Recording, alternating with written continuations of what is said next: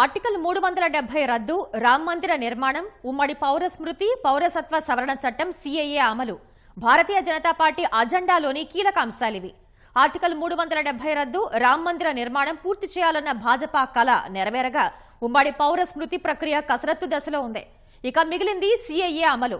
4 ఏళ్ల క్రితమే పార్లమెంట్ ఆమోదం పొంది చట్టంగా కూడా మారిన సిఏఏ విపక్షాల వ్యతిరేకత, కరోనా వంటి కారణాలతో అమలు కాకుండా ఇన్నాళ్లు ఆగిపోయింది.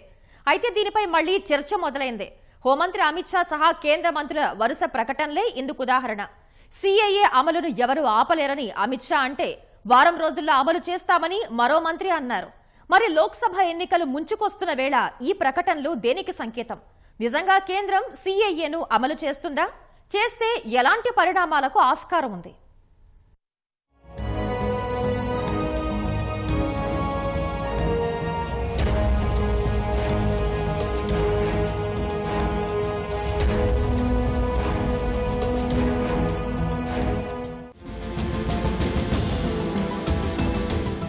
లోక్సభ, రాజ్యసభలో పూర్తి మెజారిటీతో తమ అజెండాలోని అంశాలు ఒక్కొక్కటిగా అమల్లోకి తెస్తున్న భాజపాకు సవాల్గా ఉన్న అంశం పౌరసత్వ సవరణ చట్టం సిఏఏ అమలు.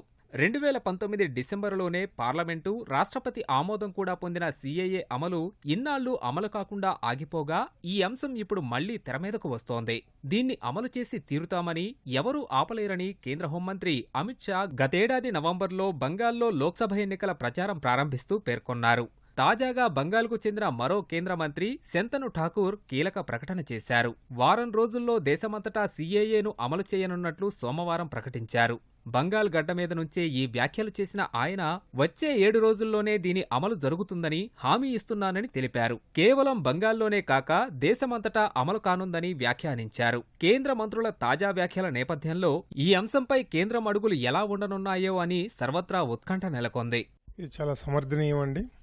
ఇది దేశ రక్షణకి, దేశ పటిష్టతకు ఇది చాలా అత్యున్నతమైనటువంటి మార్గము. ఇది వలసదారులని, అక్రమ చొరబాటుదారులని గుర్తించి వారిని ఏరిపారేయడంలో ఇది ప్రముఖ పాత్ర వహిస్తుంది. ఎవరైతే పక్క దేశాల్లో, మన సరిహద్దు దేశాల నుంచి పీడితులు ఎవరైతే ఉన్నారో, వారు అక్రమంగా వలసదారులు ఎవరైతే ఉన్నారో వారిని గుర్తించి వారిని మంచి పరిణామ క్రమంలోకి తీసుకురావడం జరుగుతుంది. అలాగే ఈ ఉన్నటువంటి దేశ పౌరుల భద్రత, సమగ్రత, వారి యొక్క రక్షణ గురించి సరైనటువంటి చర్యలు తీసుకోవాలంటే ఈ సిటిజన్ అమెండ్మెంట్ యాక్ట్ ఇది కంపల్సరీగా ఇంప్లిమెంట్ చేయవలసిన అవసరం ఉంది. ఇది కేంద్ర ప్రభుత్వం ఈ విధమైనటువంటి నిర్ణయం తీసుకోవడం చాలా హర్షణీయం. ఇది దేశ సమగ్రతకు, భవిష్యత్తుకు పునాది, ఇది నాంది కూడా. దీనివల్ల ఎటువంటి పరిణామాలు ఏమి ఉండవండి. అంత భయపడవలసిన పని ఏమి లేదు. ఏ ఒక్క వ్యక్తికో, ఏ ఒక్క మతానికో, ఏ ఒక్క ప్రాంతానికో కాదు, దేశ సమగ్రతకు, దేశ భద్రతకు సంబంధించినటువంటి విషయం ఇది, ఈ సిటిజన్షిప్ అమెండ్మెంట్ యాక్ట్ అనేది. పౌరసత్వ సవరణ చట్టం 3 ముస్లిం దేశాలకు చెందిన 6 మతాల వారికి భారత పౌరసత్వం ఇవ్వడానికి ఉద్దేశించినది. పాకిస్తాన్, బంగ్లాదేశ్, ఆఫ్ఘనిస్తాన్లో మతపరమైన హింసకు గురై భారత్కు 2014 డిసెంబర్ 31కి ముందు తరలివచ్చిన ఆయా దేశాల్లోని మైనారిటీలైన హిందువులు, సిక్కులు, పార్సీలు, జైనులు, క్రైస్తవులు, బౌద్ధులకు ఇక్కడి పౌరసత్వం కల్పించేందుకు వీలుగా ఈ చట్టాన్ని తీసుకొచ్చారు. 2019 డిసెంబరులోనే పార్లమెంటు ఉభయ సభల ఆమోదం పొందిన బిల్లు అప్పటి రాష్ట్రపతి రామ్నాథ్ కోవింద్ ఆమోదం కూడా పొంది చట్టంగా మారింది. రాజ్యాంగంలోని షెడ్యూల్ 6 కిందకు వచ్చే ఈశాన్య రాష్ట్రాల్లోని ప్రాంతాలకు ఈ చట్టం వర్తించదు. అయితే చట్టంలో పేర్కొన్న మతాల జాబితాలో ముస్లింలు లేకపోవడం సహా ఇది ఆ వర్గం హక్కులను హరించేదిగా ఉందని అనేక విపక్షాలు దీన్ని వ్యతిరేకించాయి. కాంగ్రెస్, తృణమూల్ కాంగ్రెస్, డీఎంకే, వామపక్షాలు, అప్పటి తెరాస దీనిపై వ్యతిరేకత వ్యక్తం చేశాయి. సిఏఏకు వ్యతిరేకంగా 2020 ఆరంభంలో దేశ రాజధాని ఢిల్లీ సహా వివిధ రాష్ట్రాల్లో తీవ్ర హింస చెలరేగి 80 మందికి పైగా ప్రాణాలు కోల్పోయారు. భారీ ఎత్తున ఆస్తి నష్టం సంభవించింది.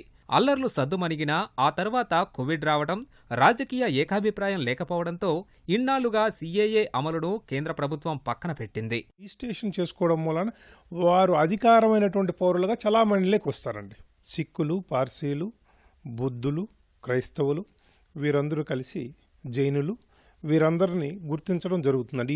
ఈ 3 దేశాల నుంచి, పాకిస్తాన్, బంగ్లాదేశ్, మయన్మార్, వీళ్ళ నుంచి ఎక్కడి నుంచి అయితే బాధిత, ఆఫ్ఘనిస్తాన్ నుంచి అండి, వీరి నుంచి ఎక్కడైతే ఉన్నారో బాధితులు మన దేశానికి వలస వచ్చారో, అక్రమంగా వలసదారులైనా, సక్రమమైన వలసదారులైనా, సక్రమంగా వచ్చి నిర్ణీత గడువు మేరకు మన దేశంలో నివాసం ఉంటున్న వారికి, అక్రమంగా వచ్చిన వారికి ఇది ఉపయోగపడుతుందండి. 4 ఏళ్లుగా చర్చల్లో లేని సీఏఏ అమలుపై హఠాత్తుగా కేంద్ర మంత్రుల తాజా ప్రకటనతో అప్పుడే రాజకీయ దుమారం మొదలైంది.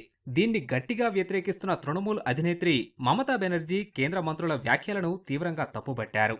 రాజకీయ ప్రయోజనాలను పొందేందుకే భాజపా లోక్సభ ఎన్నికల ముందు ఈ అంశాన్ని లేవనెత్తుతోందని విమర్శించారు. సీఏఏతో ముడిపడిన జాతీయ పౌరపట్టికకు వ్యతిరేకంగా తాము వీధుల్లో పోరాటం చేశామని గుర్తు చేశారు. తృణమూల్కు చెందిన పలువురు నేతలు కూడా కేంద్ర మంత్రుల వ్యాఖ్యలను తప్పుపట్టారు. బంగాల్లో సీఏఏ అంశంపై తృణమూల్, భాజపా నేతల మధ్య ప్రస్తుతం మాటల యుద్ధం నడుస్తోంది. 2024 లోక్సభ ఎన్నికలకు ముందే అది అమలు కాగలదని బంగాల్ భాజపా నేతలు విశ్వాసం వ్యక్తం చేశారు. మొత్తం అందరూ కలిసి ఎంతమంది అనేది లెక్కేస్తే ఈ ప్రతిపక్షాలు తప్పుడు లెక్కలు చెప్తున్నాయి. 33,000 చిల్లర మాత్రమే. కానీ లక్షలాది మంది ఇక్కడికి వచ్చేస్తున్నారు. దీంట్లో ముస్లింస్కి అవకాశం ఇవ్వలేదు అన్నారు. ముస్లిం దేశం నుంచి ముస్లింస్కి ఎలా అవకాశం ఇస్తారు? ఇది అంతా కలిపి 2 పేజీలు 6 క్లాజులతో దీన్ని ఏర్పడి పూర్తిగా ఎవరో చదవలేదు. దీన్ని చదవకుండానే ఇది పూర్తిగా హిందువులకు అనుకూలంగా ఉందని ప్రతిపక్షాలు గగ్గోలు పెడతాం ఏమాత్రం కూడా ఆమోదయోగ్యం కాదు. ఇది ఫస్ట్ ఎప్పటి నుంచో ఉంది. ఇది చట్టం, ఇది బిల్లు రూపంలో ఉందని చట్టం చేశారు. దీన్ని ప్రతిపక్షాలు ఆగమాగం చేస్తున్నాయి తప్ప దీంట్లో ఏం లేదు. ఇది చాలా ప్రయోజనం, దేశ ప్రయోజనాల కోసం దృష్ట్యా ఇది ఖచ్చితంగా అమలు చేయాలి. ఇదే కాదు, ఎన్ఆర్సీ కూడా అమలు చేయాలి. అసలు ఎవరికీ నష్టం లేదు. ఇది అమిత్ షా సహా శంతను ఠాకూర్ వ్యాఖ్యల నేపథ్యంలో కేంద్ర ప్రభుత్వం లోక్సభ ఎన్నికలకు ముందే సీఏఏను నిజంగానే అమల్లోకి తీసుకువస్తుందా అనే చర్చ ఆరంభమైంది. ఒకవేళ అమల్లోకి తేవాలని భావిస్తే ఈ దిశగా ఉన్న మిగిలిన ప్రక్రియలను ఎలా పూర్తి చేస్తుంది అన్నది ఉత్కంఠగా మారింది. సీఏఏ సహా ఏ చట్టమైనా అమలు చేయాలంటే రాష్ట్రపతి ఆమోదం పొందిన 6 నెలల్లోపు దీనికి సంబంధించిన నిబంధనల్ని తయారు చేయాల్సి ఉంటుంది.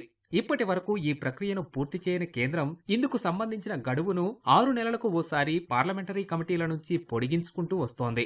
అటు లోక్సభ ఎన్నికలకు షెడ్యూల్ ఫిబ్రవరి చివరి వారం లేదా మార్చి మొదటి వారంలో వచ్చే అవకాశం కనిపిస్తోంది. మరి నిబంధనల రూపకల్పన, దాన్ని నోటిఫై చేయడం ఆ లోపే పూర్తి చేయాలి. ఇంత స్వల్ప వ్యవధిలో అది సాధ్యమేనా అనే సందేహాలు వ్యక్తమవుతున్నాయి.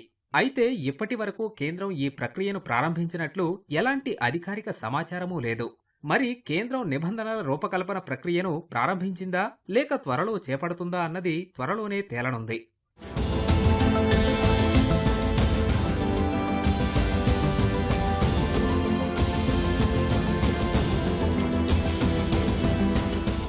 సీఏఏను దేశమంతటా అమలు చేసే దిశగా ఉన్న మరో అడ్డంకి వివిధ రాష్ట్రాల్లో అధికారంలో ఉన్న విపక్షాలు దీన్ని వ్యతిరేకిస్తూ ఉండటం. కేరళలో అధికారంలో ఉన్న వామపక్ష ప్రభుత్వం సీఏఏకు వ్యతిరేకంగా శాసనసభ తీర్మానం చేయడం సహా న్యాయస్థానాలను కూడా ఆశ్రయించింది. పశ్చిమ బంగాల్లో తృణమూల్ కాంగ్రెస్, కర్ణాటక, తెలంగాణలో కాంగ్రెస్, ఢిల్లీ, పంజాబ్లో ఆప్ అధికారంలో ఉన్నాయి. ఆయా పార్టీలన్నీ సీఏఏ పేరు చెబితేనే మండిపడుతున్నాయి. మరి శంతను ఠాకూర్ చెబుతున్నట్లు దేశమంతా దీని అమలు ఎలా అనే ప్రశ్నలు తలెత్తుతున్నాయి. అయితే రాష్ట్రాలు రాజ్యాంగాన్ని పాటించేలా కేంద్రానికి బాధ్యతనిచ్చే ఆర్టికల్ 355ను కేంద్రం తెరమీదకు తెస్తుందా అన్న ప్రశ్న కూడా ఉంది. అయితే దీని పరిధి చాలా తక్కువ. అదే సమయంలో కేంద్ర రాష్ట్రాలకు వేర్వేరు అధికారాలు, బాధ్యతలను సైతం రాజ్యాంగం ఇచ్చింది.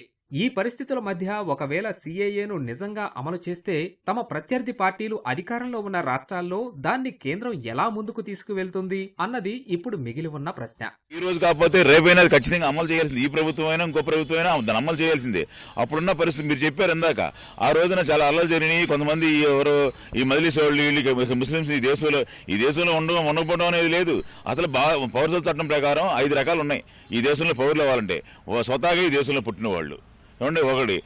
ఇక్కడ పూర్వం నుంచి ఆస్తులు ఉండి వేరే దేశంలో ఉంటూ ఆస్తులు పూర్వం అంతా కూడా ఇక్కడే ఉండి తాతలు ముత్తాలు ఇక్కడ ఉంటే వాళ్ళు కూడా అదేవిధంగా 11 సంవత్సరాలు కంటిన్యూగా ఈ దేశంలో ఉండి 14 సంవత్సరాలు కంటిన్యూగా ఈ దేశంలో ఉండి 11 నెలల ముందు అప్లై చేసుకోవాలి. ఒక అప్లికేషన్ పెట్టాలనుకోండి 11 నెలలు. ఆ 11 నెలలు కూడా ఇక్కడ ఉండాలి ఖచ్చితంగా. ఉంటే అప్పుడు ఈ దేశ పౌరుడు అవుతాడు. అంతేగాని ఇష్టం వచ్చిన వాళ్ళు ఇదేం ధర్మసత్రం కాదు. ఈ దేశంలో ఎవడు పెడితే ఉండడానికి ఇదేం ధర్మసత్రం కాదు కదా. అందువల్ల ఇక్కడ ఏంటంటే ప్రతి దాన్ని కూడా రాజకీయం చేయటం. సీఏ చట్టం చాలా ముఖ్యమైన చట్టం. జమ్మూ కశ్మీర్ కు ప్రత్యేక ప్రతిపత్తి కల్పించే ఆర్టికల్ 370ని రద్దు చేయడం సహా రామమందిర నిర్మాణం, ఉమ్మడి పౌరస్మృతి, పౌరసత్వ సవరణ చట్టాన్ని అమలు చేయడం భాజపా మూల సిద్ధాంతాలతో ముడిపడిన అంశాలు. 2019లో భాజపా కేంద్రంలో రెండోసారి అధికారంలోకి వచ్చిన 3 నెలల్లోనే ఆర్టికల్ 370ని రద్దు చేసిన కేంద్రం అదే ఏడాది డిసెంబరులో సిఏఏ బిల్లుకు పార్లమెంటు ఆమోదం పొందడంలో విజయం సాధించింది. ఇక ఉమ్మడి పౌరస్మృతిపై గతేడాది జాతీయ లా కమిషన్ ప్రజలు, మత సంస్థలతో సంబంధమున్న అన్ని వర్గాల నుంచి అభిప్రాయాలను సేకరించింది. గత పార్లమెంటు శీతాకాల సమావేశాల్లో దీనికి సంబంధించిన బిల్లును ప్రవేశపెడతారని భావించినా అది కార్యరూపం దాల్చలేదు. అది ఇంకా ప్రక్రియ దశలోనే ఉంది. ఇక రామమందిర నిర్మాణాన్ని గత వారం పూర్తి చేసి తన చిరకాల కలను నెరవేర్చుకుంది భాజపా. మిగిలింది సిఏఏ అమలు మాత్రమే. మరి కేంద్ర మంత్రులు చెప్పినట్లే నిజంగానే త్వరలోనే ఇది అమలవుతుందా? తమ ఎజెండాలోని అన్ని అంశాలను అమల్లోకి తెచ్చి ఆ అస్త్రాలతోనే భాజపా 2024 లోక్సభ ఎన్నికలకు వెళ్తుందా? ఇందుకు ఎన్నికల షెడ్యూల్ వచ్చే వరకు వేచి చూడాల్సిందే.